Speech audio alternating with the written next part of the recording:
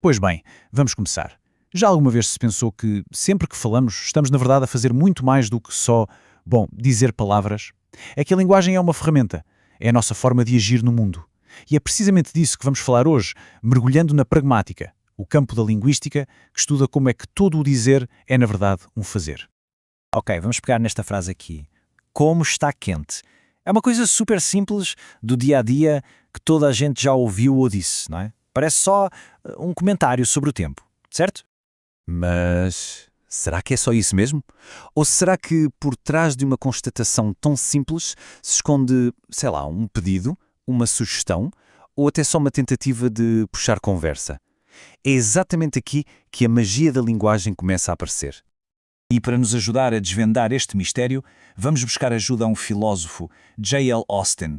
Foi ele que teve esta ideia, na altura revolucionária, de que todo o dizer é um fazer, e o que ele propôs foi que cada frase que a gente diz tem, na verdade, 3 camadas de ação, e todas acontecem ao mesmo tempo.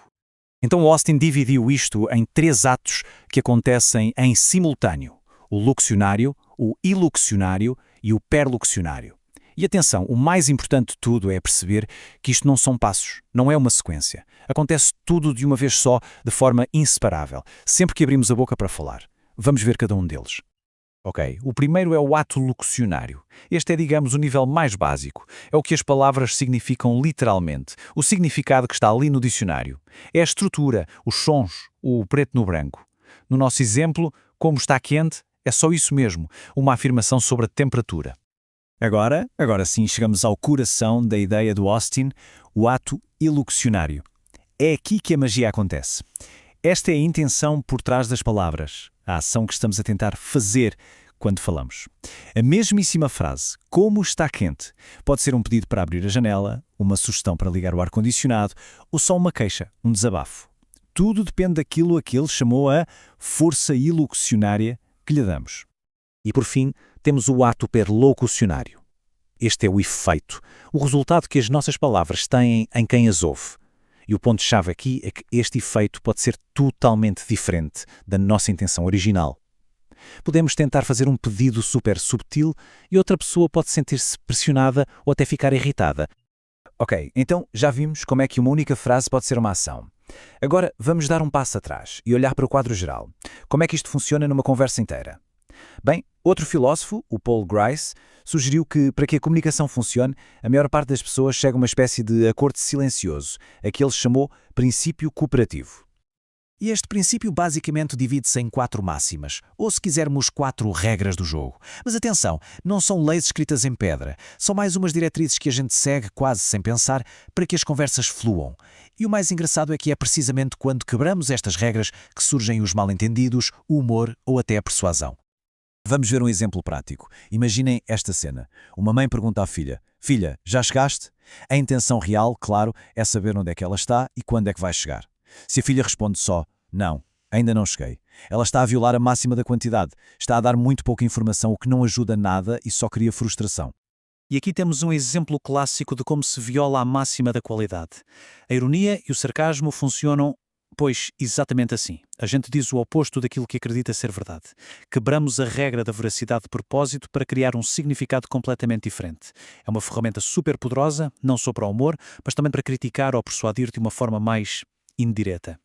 Ok, até agora estivemos a ver como é que agimos com as palavras que já existem no nosso arsenal. Mas, e de onde vêm essas palavras? A verdade é que a nossa língua não é uma coisa estática, parada no tempo.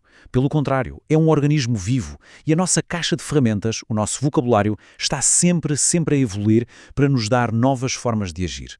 E há várias maneiras de o nosso léxico crescer. Temos os estrangeirismos, claro, como os anglicismos que usamos todos os dias, chat, blog, deletar. Temos os neologismos, que são palavras completamente novas que inventamos, e, claro, os latinismos, que continuam por aí, especialmente em contextos mais formais. E vejam só estes exemplos de neologismos modernos. Aborrecente, genial, não é? A fusão de aborrecer com adolescente. E pensem nisto, a própria criação de uma palavra como showmício é um ato linguístico muito poderoso. Dá nome a um fenómeno e, ao fazer isso, acaba por moldar a forma como pensamos sobre ele. E já que falamos em latinismos, aqui fica um que é muito comum: Sin die.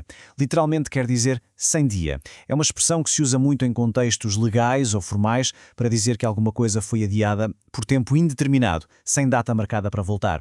É um exemplo perfeito de como o latim continua bem vivo na nossa língua. Certo. Com tantas palavras a nascer e a mudar de significado, como é que se organiza tudo isto? Bem, é aí que entram os dicionários. Mas é importante não pensar neles como livros de regras rígidas. São mais como fotografias, instantâneos que capturam o nosso léxico num determinado momento, um léxico que está vivo e sempre a mudar.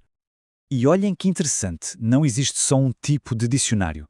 Na verdade, há vários, cada um com a sua função.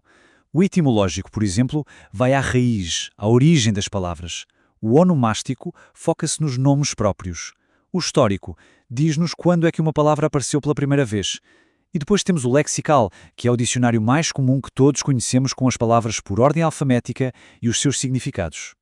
E para além disso, há duas maneiras de pensar um dicionário.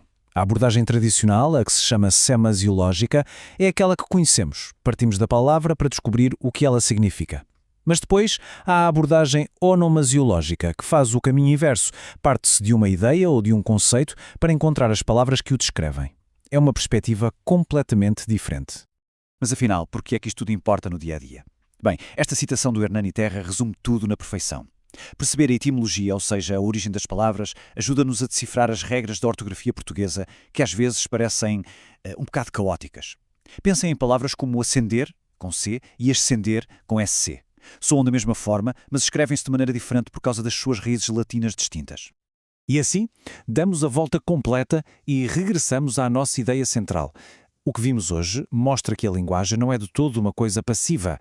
Cada frase, cada palavra que escolhemos, cada conversa que temos é uma cadeia de ações. Nós usamos as palavras para prometer, para mandar, para confortar, para construir e destruir relações. O que nos leva a uma última reflexão, talvez a mais importante de todas. Se cada palavra é uma ação, então, que mundo estamos a construir com as nossas? Que tipo de ações estamos a colocar no mundo todos os dias? É uma pergunta que fica no ar e que vale a pena pensar. Muito obrigado pela companhia.